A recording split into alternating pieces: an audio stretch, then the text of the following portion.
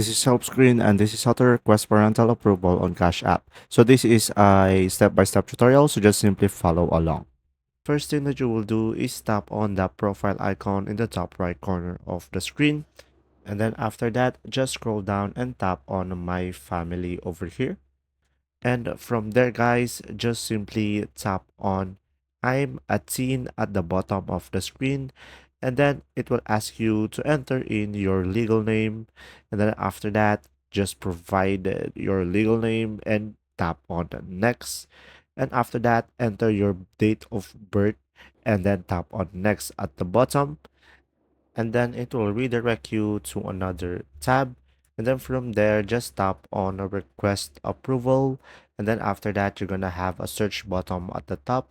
Just enter in your parents or sponsor cash tag, and then on the top right corner of the screen just hit next, and then there you go.